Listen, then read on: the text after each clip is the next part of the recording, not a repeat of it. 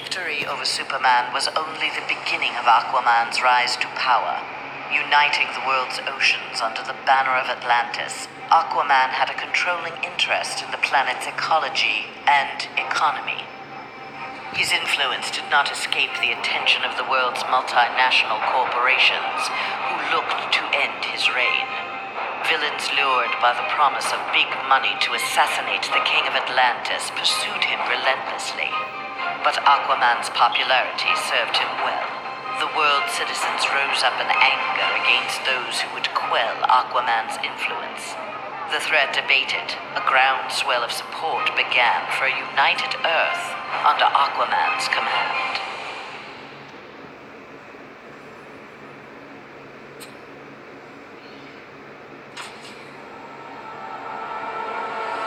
Superman's defeat did not work to Ares' advantage as he had planned.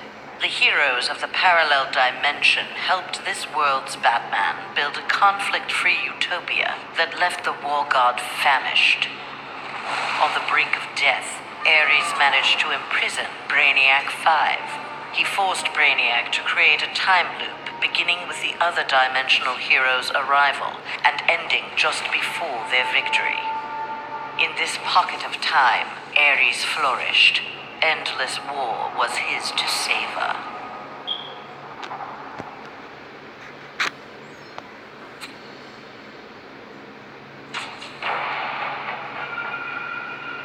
Superman had been a fool to believe Bane would willingly accept a subordinate role in the One Earth government. With the High Counselor out of the way, true leadership could begin. Though they lacked intelligence, Bane found in Sinestro and Black Adam inspiring examples of ruthless, absolute authority. They reciprocated his regard for their talents. The three former villains regained control of the planet and formed a ruling triad that would be uninterrupted until the next phase of Bane's plan.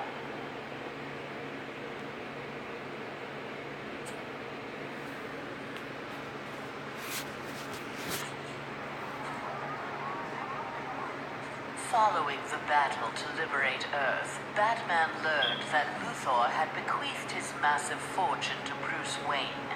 He now had the means to rebuild Gotham and Metropolis.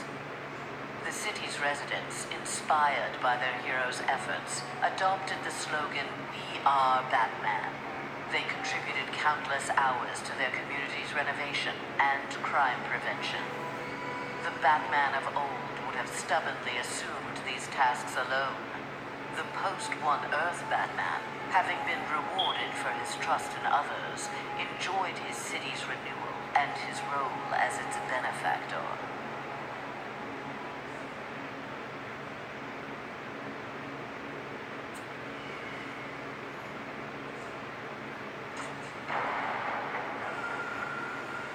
The defeat of Superman taught Black Adam one thing. Most of Earth's denizens were too weak to adopt Kahndaq's visionary form of government. He returned to his homeland with a new plan. Combining their energies, Black Adam and his Empress Isis created a mystical barrier around Kahndaq. There they reigned in peace, their country an oasis in the wasteland of human civilization.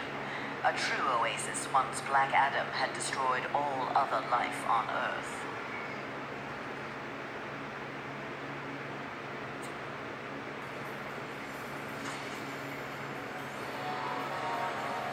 At last, Superman had paid for what he had done to Catwoman. Feigning allegiance to his regime had cost Selina her beloved Batman and her best chance at happiness. Pride and anger kept her from attempting reconciliation with Bruce Wayne, but his inspiring reconstruction of Gotham and Metropolis fostered in her a desire to remain close to him. Until she was ready to approach him again, she did her part to keep Gotham's streets clear of crime. Nascent underworld organizations had both the Bat and the Cat to fear.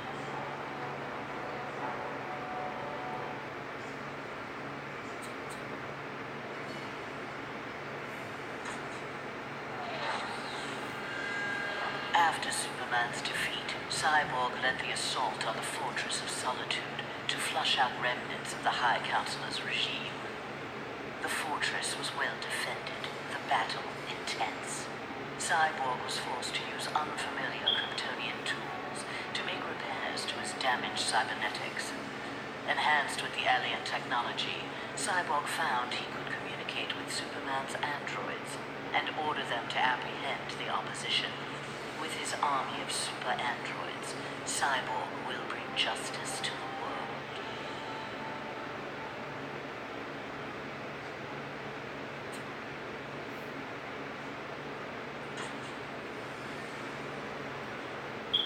With Superman's regime toppled, new governments formed to take its place.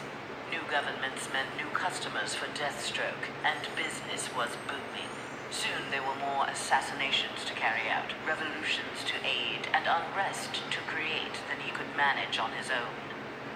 The One Earth regime's elite troopers, having committed atrocities in Superman's name, had gone into hiding from a populace bent on revenge. Impossible for most to find, but not for Deathstroke. Recruiting these renegades, he formed the New Titans, the world's premier political assassins.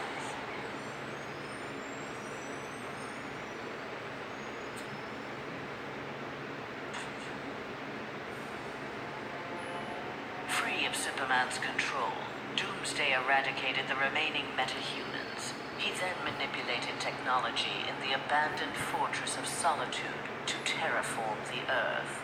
It soon resembled prehistoric Krypton. At last, it felt like home. After a few years of exterminating humanity at his leisure, however, Doomsday needed a challenge. Having assimilated Superman's ability to fly, he headed for a nearby space sector.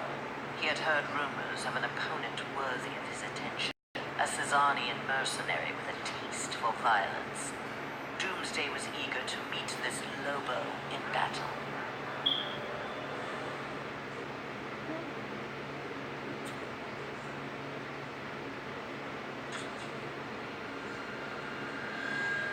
Flash had taken down the High Counselor, but the atrocities he had embedded during Superman's regime continued to haunt him.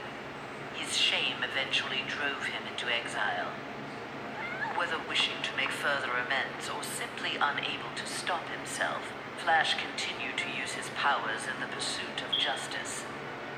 Rumors of a mysterious red streak of energy that would set upon and incapacitate criminals circulated throughout Central City. While only some deduced his true name, most felt gratitude and affection for the new hero they called the Ghost.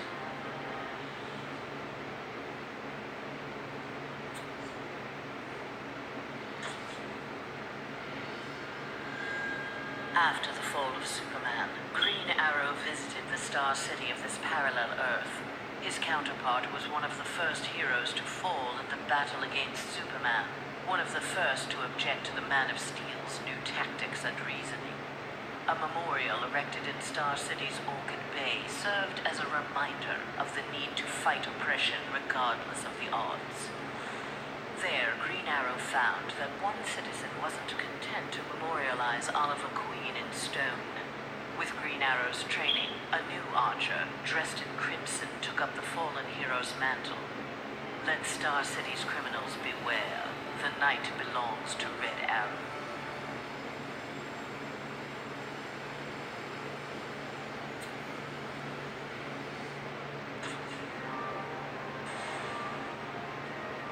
Days after returning to his Earth, Green Lantern, in an event mirroring his ascension to the core, witnessed the crash landing of an alien ship.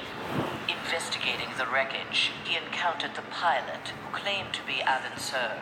But this Abin Sur wore no power ring and referred to him in halting breaths as the Almighty One. Green Lantern tried to convince the alien of their past, that Abin Sur had named Hal Jordan his successor as the Green Lantern of Sector 2814. But the alien died from his wounds before Lantern could learn more of him. Lantern left immediately for Oa. The Guardians were his only hope of solving this mystery.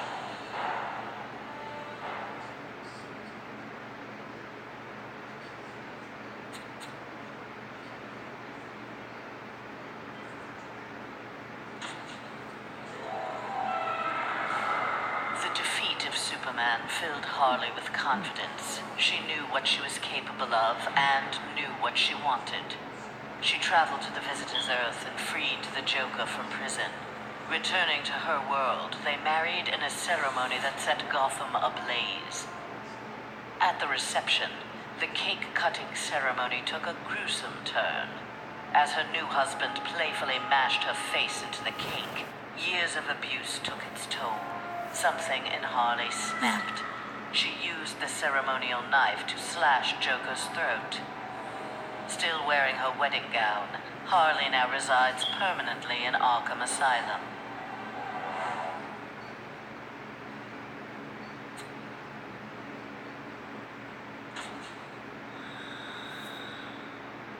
Free of his brainwashing, Hawkgirl exacted revenge on the High Counselor for murdering her husband, Hawkman.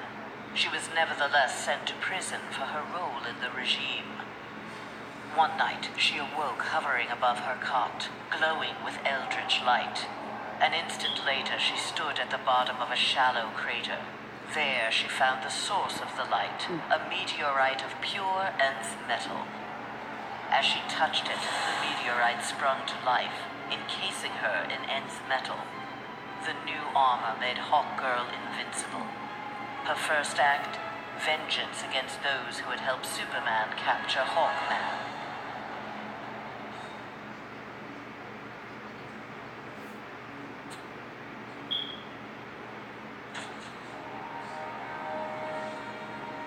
Though he had failed to elevate the Joker clan's status, Joker was convinced a similar organization could be successful in his dimension. Joker used a series of devastating terrorist acts to frighten the populace, then convinced the more gullible among them that he was the path to security. The new Joker clan soon had millions of members worldwide and committed regular anti-government attacks, wreaking havoc on the global economy.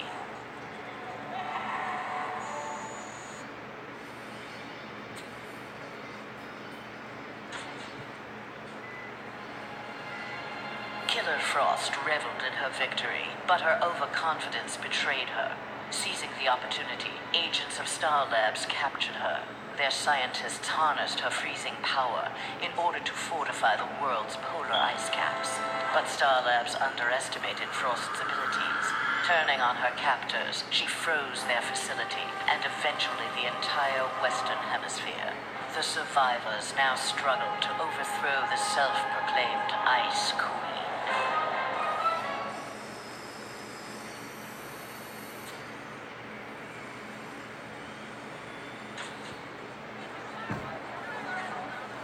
A win against this world's Superman was greatly satisfying, but its aftermath would be sweeter still.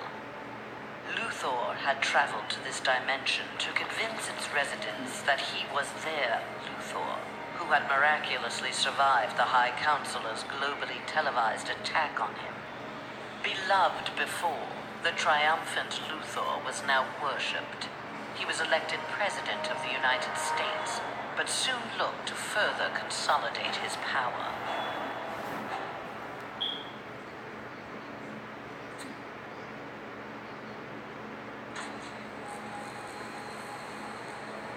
Nightwing had beaten his former boss, Superman, in single combat. Not even Batman had done that. His thirst for conflict grew. He began challenging anyone who crossed his path. Nightwing's belligerence eventually drew the attention of Sinestro. His corps was always in need of new recruits, and the young human seemed able to inspire great fear. Sinestro had his suspicions confirmed when a yellow power ring found its way onto Nightwing's finger.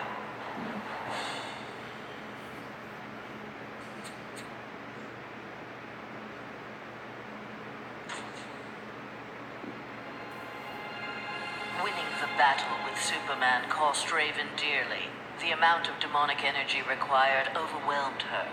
After regaining consciousness, she looked around warily.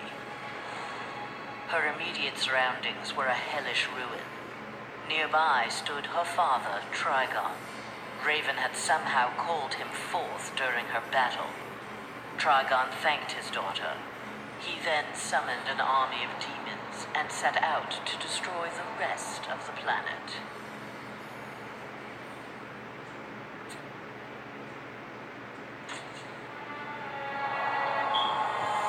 Following the events in the parallel dimension, Shazam's fellow heroes returned home. But an alien virus contracted during the transfer created in them acute mental instability. They turned on their fellow crime fighters in a deranged fury. Alone and desperate, Shazam shared the power of the Word with his adopted brothers and sisters. Their purity of heart gave them courage. The army of Shazam incapacitated the former heroes. Eventually, they took the place of the Justice League as primary defenders of Earth.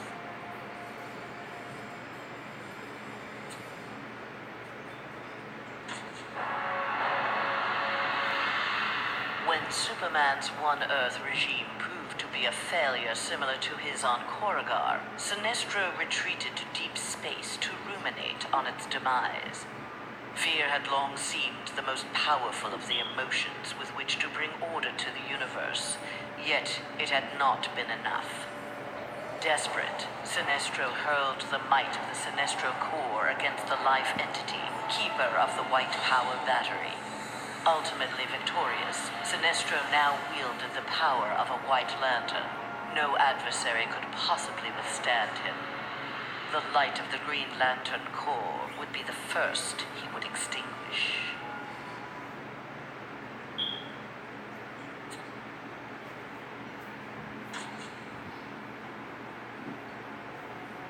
The battle over, Grundy eluded capture and returned to his swamp to heal his wounds. During regeneration, Grundy found he could channel the elemental force of the Red. All animal life would bend to his rule. His increased power also allowed him to resurrect the long-lost Grey Force. Now, instead of ruling Earth's creatures, he could simply destroy them. After defeating the world's heroes, Grundy turned Earth into his version of paradise. He now rules over a gray and lifeless planet.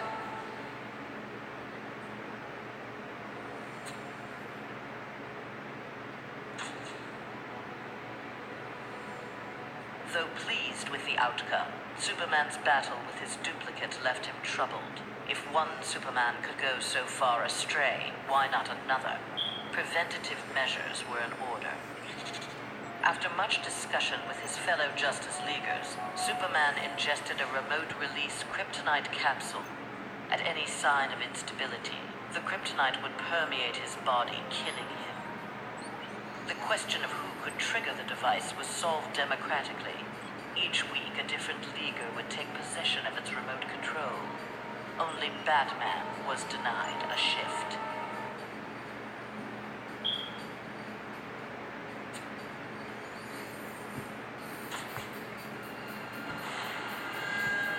Wonder Woman returned home to find her dimension in ruins. Aware of Superman's despotic rule of the parallel dimension, the gods of Olympus vowed to preemptively eliminate the metahuman scourge from their world. Under the direction of Zeus, they hunted down and eliminated nearly all superpowered mortals. All that remained to oppose them was Themyscira. Wonder Woman and her Amazons fought back against the Olympians with unrelenting courage. Despite heavy losses, Wonder Woman's forces ultimately prevailed. They took reign as the new Olympians, ushering in an age of peace and prosperity.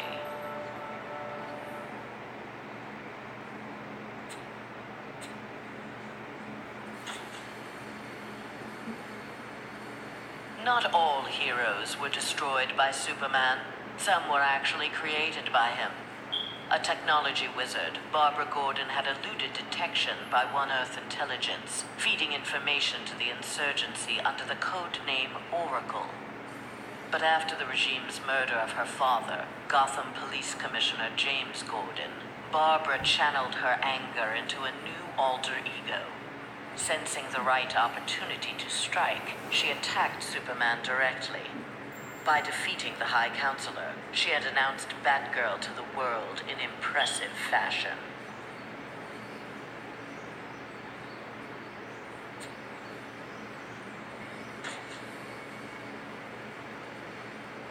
There was no shortage of vendettas during Superman's reign, and no shortage of bounties for Lobo to collect. He became one of the richest men in the universe by assassinating those who ran afoul of the High Counselor.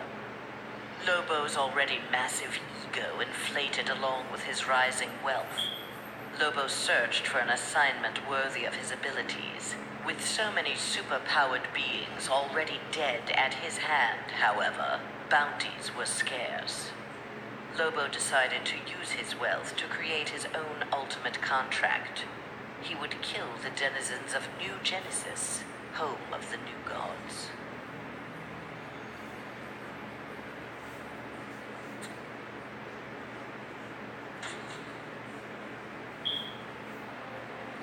The defeat of Superman was a relief to Zatanna. During the regime, she and Dr. Fate had taken advantage of Superman's vulnerability to magic and turned the Tower of Fate into a sanctuary for Superman's enemies.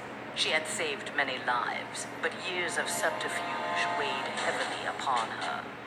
After the regime's downfall, Zatanna was instrumental in restraining metahumans during their trials. But when a jury recommended the death penalty for the more immutable defendants, Zatanna intervened. She took the prisoners to the Tower of Fate. There they would remain, incarcerated, but alive.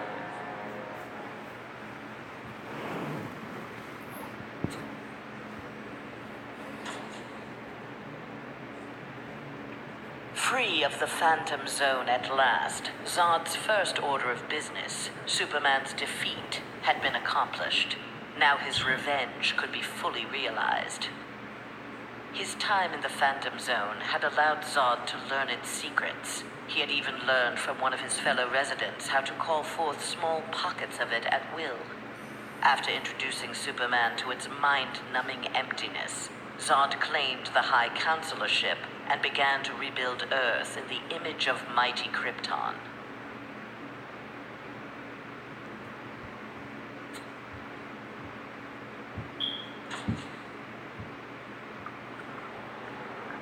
Banishing his friend and former teammate Superman to the Phantom Zone was difficult for J'onn J'onzz, but necessary.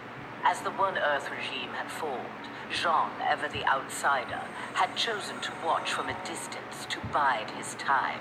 He assumed the form of an Atlantean and served as royal archivist. Aquaman little suspected that his trusted subject's uncanny ability to gather news of the surface world was the result of telepathic powers. When J'onn learned that heroes from a parallel dimension were aiding Batman's insurgency, he assisted as well, leading rescue operations in Metropolis and Gotham after Superman's rampage. In the post-regime era, the Martian Manhunter continued to serve his adopted world, gathering the next generation of heroes to form a new Justice League.